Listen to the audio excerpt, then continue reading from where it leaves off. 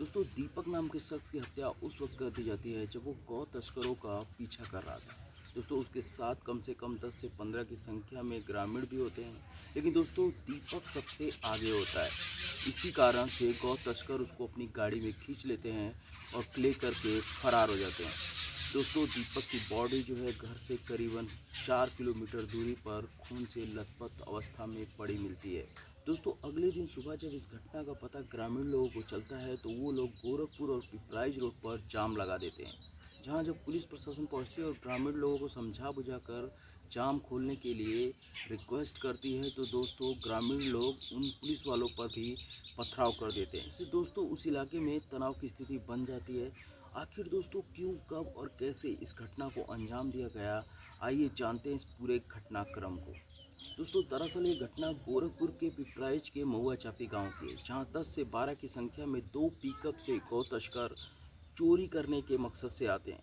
लेकिन दोस्तों जैसे ही वो लोग गांव के एंट्री पॉइंट पे पहुंचते हैं, वहां दुर्गेश गुप्ता की फर्नीचर की दुकान होती है, जिस दुकान को देखकर उन लोगों के मन में लूटपाट का ख्याल आता है। दोस्तों लूटपाट के मकसद से वो लोग दुकान का शटर तोड़ना शुरू कर देते हैं, लेकिन दोस्तों वहीं ऊपर वाली मंजिल पर दुर्गेश की बहन का लड़का सो रहा होता है, जो कि जब देखता है नीचे कि 10 से 12 लोग शटर तोड़ रहे हैं तो वो तुरंत दीपक यानी कि दुर्गेश अपने मामा के लड़के दीपक को फ़ोन करता है और दीपक गांव में हल्ला मचाते हुए फटाफट अपनी स्कूटी लेकर उस घटना क्षेत्र की तरफ रवाना हो जाता है। पीछे पीछे ग्रामीण भी आते हैं।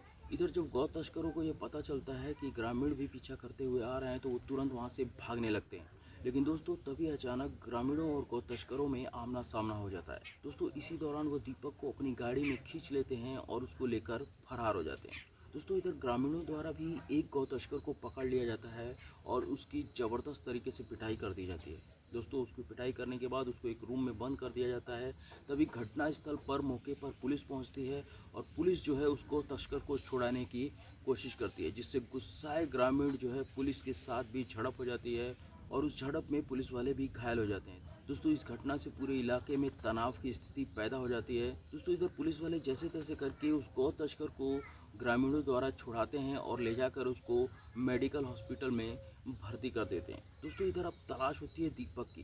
दोस्तों पुलिस तलाश करते करते जब गांव से दूर 4 किलोमीटर पहुंचती है तो वहां दीपक की लाश खून से लथपथ अवस्था में पड़ी मिलती है, जिसको दोस्तों पुलिस अपने कब्जे में लेकर तुरंत पोस्टमार्टम के लिए भेज देती है। अब दोस्तों अगले दिन सुबह क्या होता है, जैसे इस वारदात की खबर ग्रामीणों को लगती है और दीपक के परिवारजनों को लगती है तो ये लोग गोरखपुर पिपराइच रोड पर जाकर जाम लगा देते हैं। दोस्तों जहां पुलिस प्रशासन आती है और उन लोगों को समझाने की कोशिश करती है, लेकिन दोस्तों वहां पर ग्रामीणों द्वारा गुस्साए ग्रामीणों द्वारा फिर से पुलिस के ऊपर पथराव कर दिया जाता है, जिसमें दोस्तों फिर से काफ़ी लोग घायल हो जाते हैं। दोस्तों इस दौरान ये खबर तुरंत सीएम योगी तक पहुंचती है और सीएम योगी तुरंत आला अधिकारियों को आदेश देते हैं कि आप तुरंत घटनास्थल पर पहुंचिए और मामले की छानबीन कीजिए।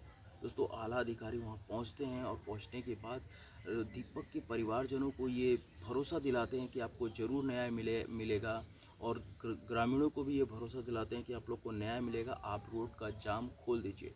दोस्तों समझाने बुझाने के बाद ग्रामीण लोग मान जाते हैं और जाम 5 घंटे बाद जो है खोल दिया जाता है। दोस्तों इधर दीपक की बॉडी का पोस्टमार्टम करने के बाद दीपक के परिवारजनों को सौंप दिया जाता है, लेकिन दोस्तों यहाँ पर दीपक के अंतिम संस्कार को लेकर पुलिस दबाव बनाती है, फटाफट अंतिम संस्कार करने को कहती है। इसी बात को लेकर वहाँ गुस्साई महिलाएं फिर से पुलिस वालों पर पथराव करना शुरू कर देती हैं, जिसका बीच बचाव किया जाता है और अंत में जो है पुलिस की निगरानी में दीपक की बॉडी का अंतिम संस्कार किया जाता है। दोस्तों दीपक के परिवारजनों का रो रो कर बुरा हाल है और उनकी बस एक ही डिमांड है कि हत्यारों को फांसी की सज़ा होनी चाहिए। दोस्तों इस मामले में जंगल दूसर चौकी के इंचार्ज समेत 4 कांस्टेबलों को सस्पेंड कर दिया जाता है।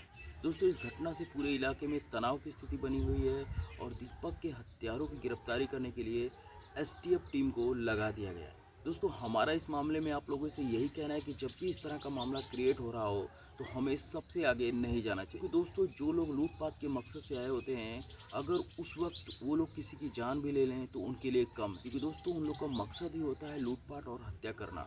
उसमें चाहे किसी की जान भी जाती है तो उन्हें फ़र्क नहीं पड़ता है।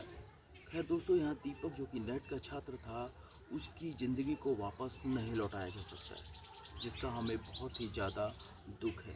दोस्तों, इस घटना को सुनाने का उद्देश्य किसी की भावनाओं को ठेस या तकलीफ पहुंचाना नहीं है, बल्कि आप लोग को जागरूक करना, क्योंकि दोस्तों कहीं ना कहीं हम भी इसी समाज का हिस्सा हैं और हो सकता है कि ये घटनाएं हमारे साथ भी हो सकती हैं। इसलिए दोस्तों, हमें सजग रहना है, सतर्क रहना है और ख़ास करके इस मामले में सबसे आगे नहीं जाना है। और जाते जाते दोस्तों, मैं आपसे यही कहना चाहूँगा, आप अपने और अपनों का हमेशा ख्याल रखिए।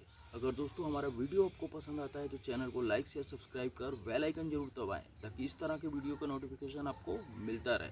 और अंत में दोस्तों, मैं आपसे यही कहना चाहूँगा, अपने सपनों के लिए हमेशा लड़ते रहिए और हर रोज़ कुछ नया करते रहिए। जय हिंद, जय भारत।